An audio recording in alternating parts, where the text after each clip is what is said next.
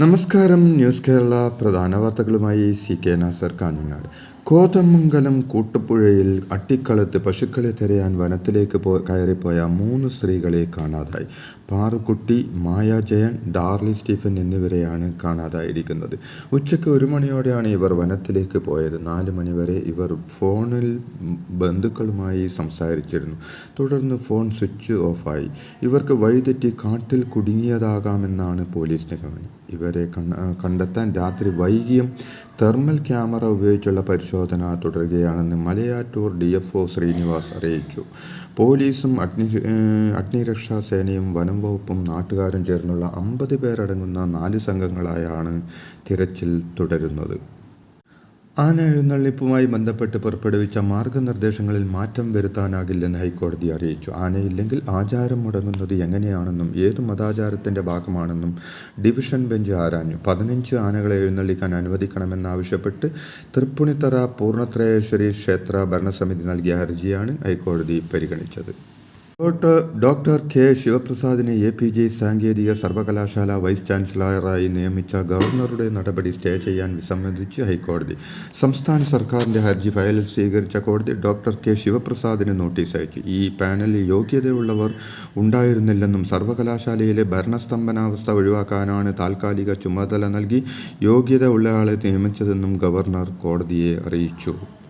Pamba Nilakkal service നടത്തുന്ന law flower bus കത്തിയ സംഭവത്തിൽ 4 ജീവനക്കാർക്കെതിരെ നടപടിയെടുത്തതായി KSRTC ഹൈക്കോടതിയെ അറിയിച്ചു. ഇലക്ട്രിക്കൽ വിഭാഗത്തിലെ 2 ജീവനക്കാരെ സസ്പെൻഡ് ചെയ്തെന്നും സൂപ്പർവൈസർ, ഡിപ്പോ എഞ്ചിനീയർ എന്നിവർക്കെതിരെ വകുപ്പ് തല അച്ചടക്ക നടപടി സ്വീകരിച്ചുവെന്നുമാണ് സത്യവാങ്മൂലത്തിലുള്ളത്. വിഴിഞ്ഞം തുറമുഖത്തിൻ്റെ 2ഘട്ട വികസന പ്രവർത്തനങ്ങൾക്കായി സംസ്ഥാന സർക്കാർ അദാനി ഗ്രൂപ്പുമായി കരാറിലൊപ്പിട്ടു. 2028ഓടുകൂടി 10,000 കോടി രൂപയുടെ കൂടി നിക്ഷേപം തുറമുഖം വഴി ആകർഷിക്കാൻ കഴിയുമെന്ന് പ്രതീക്ഷിക്കുന്നതായി വിഴിഞ്ഞം international seaport limited managing director doctor Divya S. Iyer വ്യക്തമാക്കി.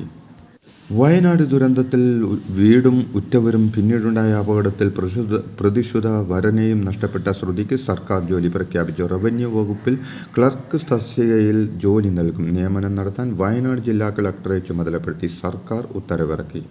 സജി ചെറിയാൻ്റെ ഭരണഘടനാ വിരുദ്ധ പ്രസംഗത്തിൽ അന്വേഷണം ക്രൈംബ്രാഞ്ചിന് കൈമാറി. സത്യസന്ധനായ ഒരു ഉദ്യോഗസ്ഥനെ അന്വേഷണത്തിന് ചുമതലപ്പെടുത്തണമെന്ന് ക്രൈംബ്രാഞ്ച് മേധാവിക്ക് നൽകിയ ഉത്തരവിൽ DGP ആവശ്യപ്പെട്ടു. അന്വേഷണ സംഘത്തിന് തീരുമാനിക്കാനുള്ള പാനൽ DGP ആവശ്യപ്പെട്ടിരുന്നു. അത് തിരുത്തിയാണ് കോടതി ഉത്തരവ് പ്രകാരം അന്വേഷണം ഏറ്റെടുക്കാനും സംഘത്തെ തീരുമാനിക്കാനും ഉത്തരവിറക്കിയത്.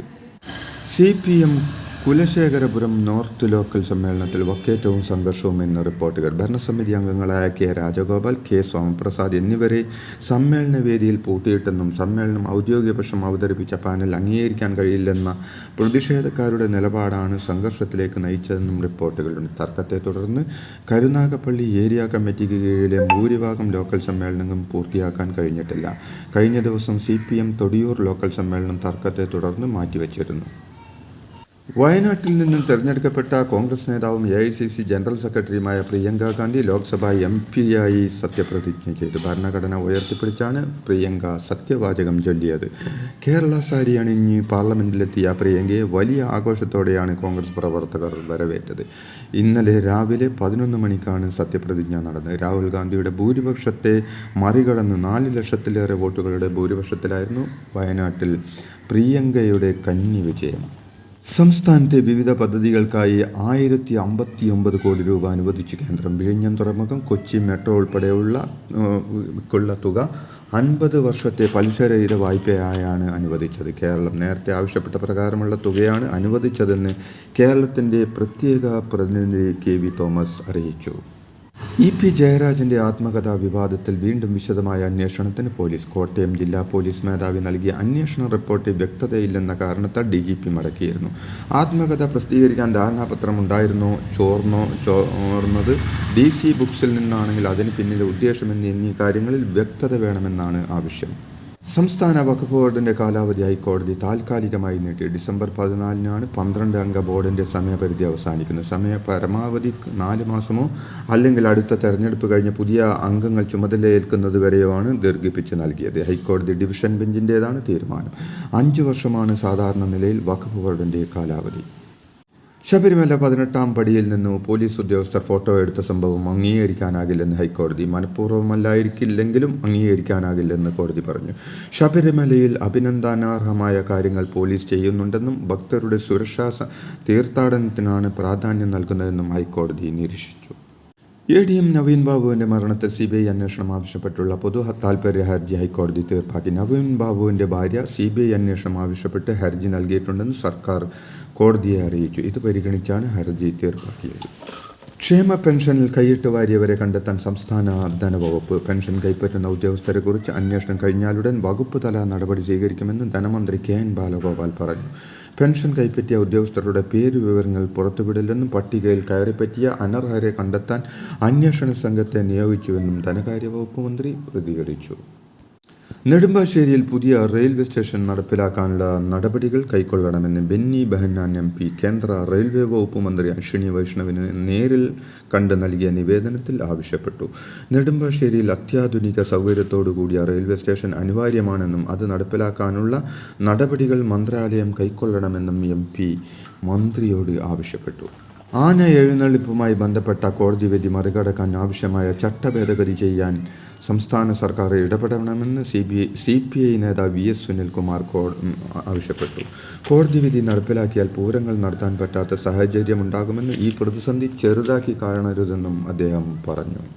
ഹൈക്കോടതിയുടെ ആന എഴുന്നള്ളിപ്പ് സംബന്ധിച്ച മാർഗനിർദ്ദേശം അപ്രായോഗികമാണെന്ന് മന്ത്രി K രാജൻ. കോടതി നടത്തിയ വിവിധ നിരീക്ഷണങ്ങളോട് യോജിക്കാനാവില്ലെന്നും പൂരത്തിൻ്റെ എഴുന്നള്ളിപ്പുമായി ബന്ധപ്പെട്ട കേന്ദ്രങ്ങളെ കേൾക്കാതെയാണ് കോടതിയുടെ നിർദ്ദേശമെന്നും മന്ത്രി പറഞ്ഞു.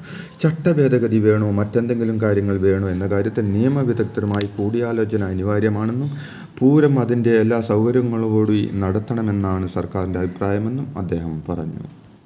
പാമ്പ് കടിയേറ്റുള്ള മരണം കുറയ്ക്കാൻ സംസ്ഥാനത്തെ എല്ലാ കുടുംബാരോഗ്യ കേന്ദ്രങ്ങളിലും പ്രതിവിഷം ലഭ്യമാക്കും. 5 വർഷത്തിനകം പാമ്പ് കടിയേറ്റുള്ള മരണങ്ങൾ പൂർണ്ണമായും ഇല്ലാതാക്കുകയാണ് ലക്ഷ്യം. ദുരന്ത നിവാരണ അതോറിറ്റി, ആരോഗ്യ, തദ്ദേശഭരണ സ്വയംഭരണം, റവന്യൂ, മൃഗസംരക്ഷണം, വിദ്യാഭ്യാസം തുടങ്ങിയ വകുപ്പുകളുമായി സഹകരിച്ചാണ് വനം വകുപ്പ് പദ്ധതി തയ്യാറാക്കുന്നത്.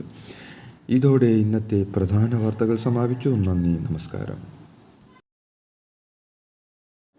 കാഞ്ഞങ്ങാട് മാണിക്കോത്ത് ഗ്രീൻ ഷോപ്പിയുടെ ഏറ്റവും വലിയ വാട്ടർ പ്യൂരിഫയർ സെയിൽസ് ആരംഭിച്ചു.